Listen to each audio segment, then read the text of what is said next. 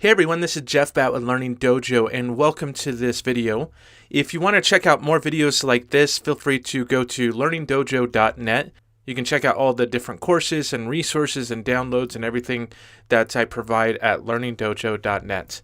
So in this course, I really wanted to talk about programming fundamentals or development fundamentals that you can use across pretty much any program that you may be learning. So whether it's iOS development or Android development or HTML development or anything like that, there's really some core foundations, at least for me, to help me understand how these, what's the correlation between one development tool and another development tool.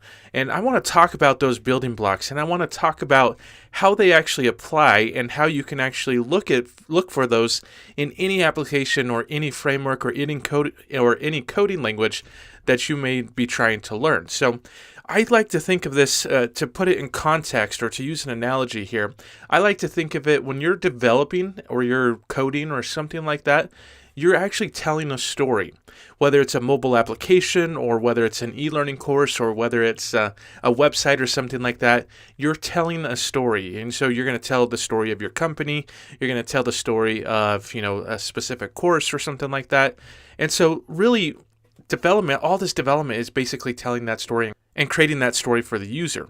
So in this context of telling the story, the best way to tell a story, in my opinion, is actually through video. So I want to use an analogy about video. So let's say I am a director and I wanted to film a Superman movie, for example. And that Superman movie is going to have, different actors in different, scripts and other things like that. And so, if anybody knows me, personally, they know that I love Superman. I'm a huge Superman fan. So it shouldn't be a surprise that that's what I'm using here. But so in these three core building blocks, you have really three different things, and I'm going to use them in this analogy. The first thing, in my opinion, is the elements. Now, the elements themselves are different tools that the framework or the tool itself, the application itself, provides to you. The other one is the style. How can you style those? How can you actually change those? What color, what properties, what other things like that can you do in order to stylize it and to make it look how you want them to look? And then the last thing is the behavior and function. How do you want these elements to function? Do you want them to do something when they're tapped? Do you want them to say something? Do you want them to, if you're thinking of an application or something, do you want them to open up a window? So that's really the behavior and the function part. So you have these three core building blocks. You have elements and style and behavior. So going back to the movie example, I think of each of these three different things in the context of a movie. So I'm the director and I want to go find an actor who can play Superman.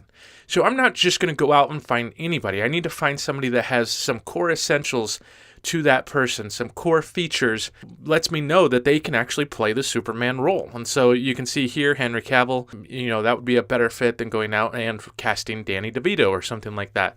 So you want to find somebody that already has some of the features that you are looking for. And so that's the same thing with programming.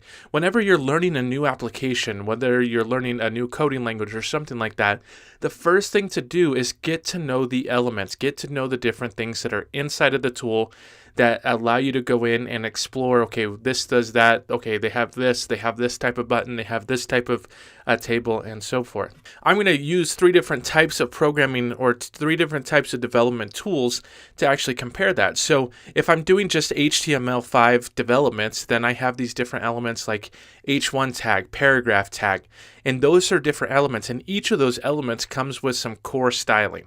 It already has some default features, and I wouldn't use an H1 tag for a paragraph tag because the paragraph tag already has the features that I want.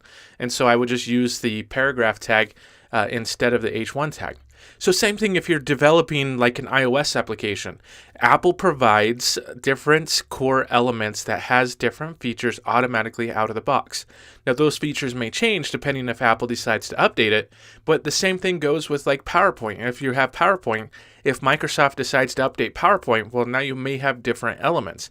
They may have introduced new elements. But for Xcode, for example, you have all these different like switches and buttons and labels and other things like that. So getting to know those elements is like step number one when you're learning to program or you're learning to develop in a certain tool. And if you're in the e-learning realm, Storyline, Articulate Storyline has different elements like triggers or different shapes and characters and pictures that you can bring in and captions and text and other things like that. So getting to know these elements of the different types of things that you can actually use, and so what features they have, what default features and characteristics do they have by, out of the box. Getting to know that is like step number one when learning any new application or any new framework. Now, the next part is I wouldn't just go, cast Henry Cavill and Superman and put him in front of a camera and say, here you go. No, I would actually, he needs a costume. He needs something to let people know that he is actually Superman. He needs styling and makeup and other things like that.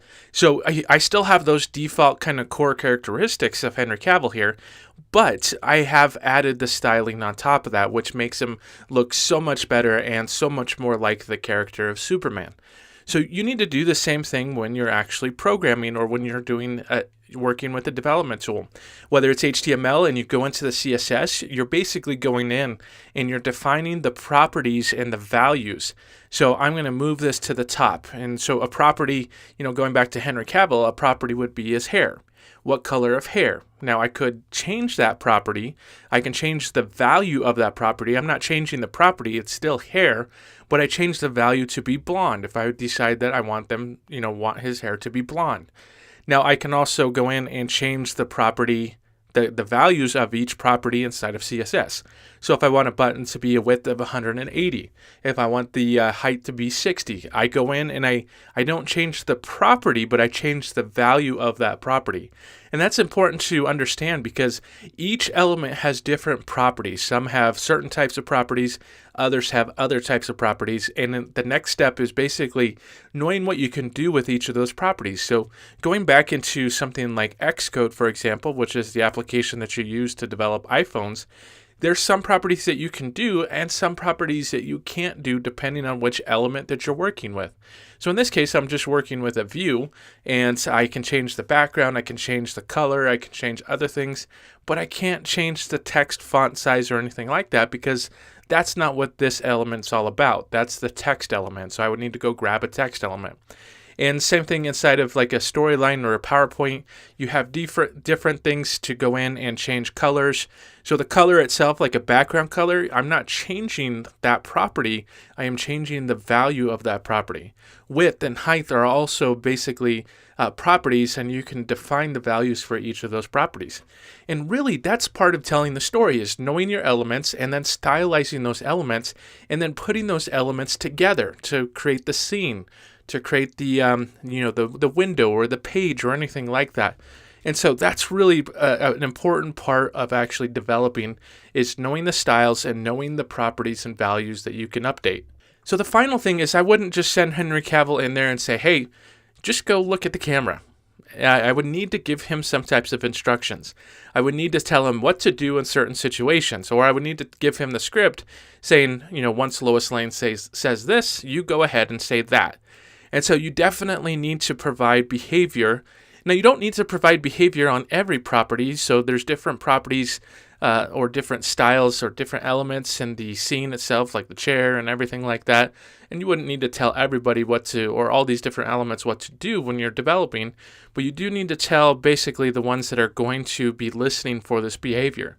So if somebody basically needs to react or change or do something like that, then you're basically going to add actions and logic and other things like that to your development. So if you're working with HTML and CSS, to add behavior, you need to do that inside of JavaScript.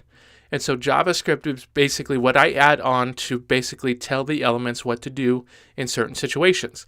If I don't need to change those, if I don't even need to, say that this needs to happen when this basically gets a certain size or is clicked on, then I don't need to add JavaScript. The only time I need to add JavaScript is if I want some type of interactivity, some type of logic when the user interacts with the web page. Same thing with iOS development. Up to this point, we've been talking about elements. We've been talking about styling, which a lot of that you can actually do inside of Xcode in the visual layout without having to get into the code. You can still go into the code and change those elements and properties and values and other things like that. But most of it, you'll try to do inside of the visual area. But once you're ready to add behavior and actions and logic, you'll need to go into the code and you'll need to connect those actions in the code. Now, in the case of iOS development, that code is Swift. In the case of Android, that code is Java. And so basically it depends on what application you're actually building. But the core foundation of these coding languages is the same. And you'll see a lot of different things that are similar across every coding language or across every development tool. So like if statements, conditionals, or, variables, or triggers or events or different things like that. If you understand the principle and the basics behind those, you can apply that to whatever coding language that you actually learn. And so even inside a Storyline, a simple tool like Storyline, or even PowerPoint or anything like that, you can add triggers and you can add conditions and you can add variables and other things like that. If you're not learning that and you don't understand the principles of that, you're essentially leaving a lot of functionality on the table and you're not taking advantage of what it can, because you could develop an iPhone application without any code. I mean, it could be a simple page navigation or something like that, but it's not really taking advantage of what it can truly do. And so that's really why you need the behavior side of it. So as a reminder, just to kind of wrap this up here, there are those 3 core building blocks with any application or any framework that you're learning or that you're using, and those are the different elements that you can use inside of the application. So think of it like going and getting an actor.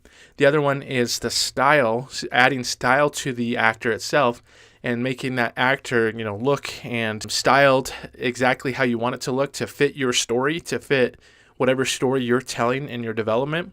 And then the last thing is the behavior, telling that what to do, telling the actor what to do in certain situations and having them react in certain situations and giving them condition instructions and basically creating the script for that actor. So hopefully this analogy helps you with, confidence of just being able to go in and learn any application that's out there and saying, okay, well, if you're on the e-learning side of things, if you have a new application that your company gave you, like Captivate, well, just think of it like, okay, there's elements in Captivate. I can style those elements in Captivate, and then I can add behavior to those elements in Captivate. Even if it's animation is essentially updating the properties and values, the style of one object over a certain period of time until it gets to another point where the value is updated. So it's just things like that. If you understand that, you're able to create new applications or new e-learning courses that go beyond just kind of the static animations or just the core just layouts or anything like that. So hopefully that's helpful to you. If you want to see more like this, go ahead and check out learningdojo.net. You can subscribe to my YouTube channel. You can also follow me at JeffBats01 on Twitter. And so if you have any questions, feel free to also email me, jeff@learningdojo.net. But thank you, everyone, and let me know if you have any questions.